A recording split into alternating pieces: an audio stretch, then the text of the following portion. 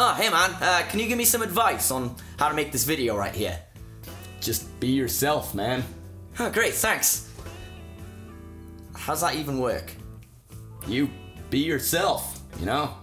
It's not rocket science. Yeah, but like, what attracts people? You know, do I smile more? Do I reveal my secret obsessive compulsive trait that makes me switch off electrical items and checking them 10 times because that's myself? Well, I wouldn't go that far, man. But that's myself!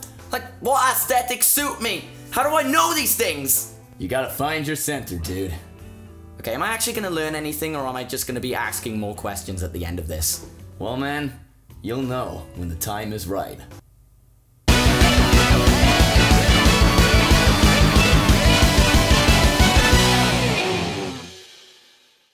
You saw that? You heard it, right? That was the sound of specifications. Key features, if you will. Like when you go buy a new piece of item on a site like Amazon, you'd rather look at all the technicalities than have it say it's better than that one, and that one. It shits on that one's head. Sorry, I like to be like a grandmaster with this on. It's the same with advice and inspirational and motivational quotes. This is reality. Follow your heart doesn't go a long way. You need a brain to survive. We're not even talking about heart of the cards here. We're talking about shuffling your deck so that you increase your probability of winning. Now, a lot of advice can be summed up by asking yourself questions and reprogramming your mind to make you see things differently, because at the end of the day, I mean, you may be given advice which is right, but it's not exactly enough to make you see things for the better. You are your own worst critic. You see, advice that leads to asking unresolved questions is vague advice. And what also makes it vague advice is that it doesn't address anyone's problems directly or from a psychological perspective. Questions that like never get answered just lead to confusion, which is why telling someone to man up does not do any favors. Then you just get them asking more questions like, what is a man? Am I supposed to be like Jax from Sons of Anarchy? Or is Clay the real man? Is showcasing my feelings bad? It's true, not everyone cares. But a true friend should be able to hear you out and help you, not push you to do anything you feel uncomfortable in doing. Because in the end, happiness is key. Run. But I can't just say those 3 words and expect everyone to fully understand that phrase. I gotta prove that that is the case.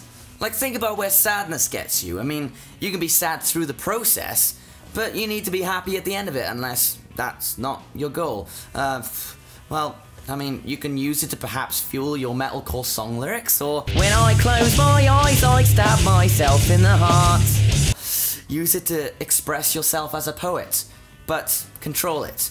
Don't use it to do something you might regret later on.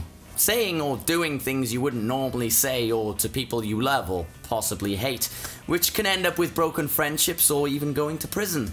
But then that leads to more questions like, how do I get thrown in jail? Why don't friends like me calling them a fucktard? Is the problem with me or them? So are we really handing out advice to truly help the person and understand them, or are we just trying to make ourselves look better in the process? Well, if you can't help someone, then you can recommend any sort of book or movie to them, or anything that inspires confidence in them and promotes their ongoing of jolly life and continue the evolution process. I haven't done the exercises properly. Sometimes we'll just be sitting there, alone, in a dark corner on the computer procrastinating. That's nothing to do with me. And then a surge of realization pops up, and this radiation of different thoughts come into mind, helping you to actually think differently. Or it could be a case of getting used to something for so long, and your muscle memory picks it up, and it's just like a wax on, wax off situation. And a lot of the time, if you have obsessive thoughts, not me again, thinking more about it can lead you to asking more questions, like I mentioned earlier, clouding your mind with all these different things and distracting you from the road. Yeah, I failed my driving test because of that. Just, how do you stop thinking about it? You know, I'm trying to figure that out myself. You know, maybe imagine yourself getting good results and step into that person. Hopefully eyes closed. You know, that may be better. Actually, that sounds really good. You know, getting more experience is a great way to reach success. You gotta start somewhere.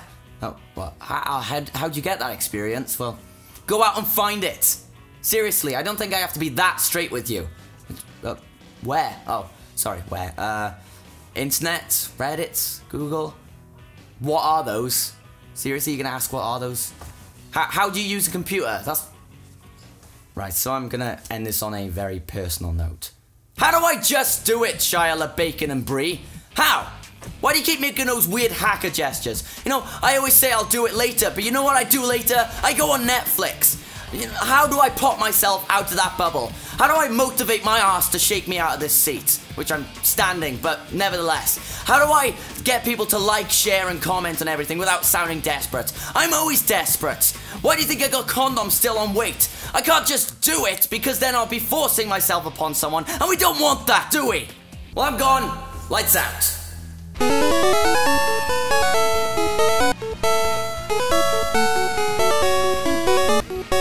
Lamb of God to me was one of those bands that I got into very early in the days that I started liking metal. You know, after Slipknot and Bullet for My Valentine and Trivium, all those basic ones to get into, and Avenged Sevenfold.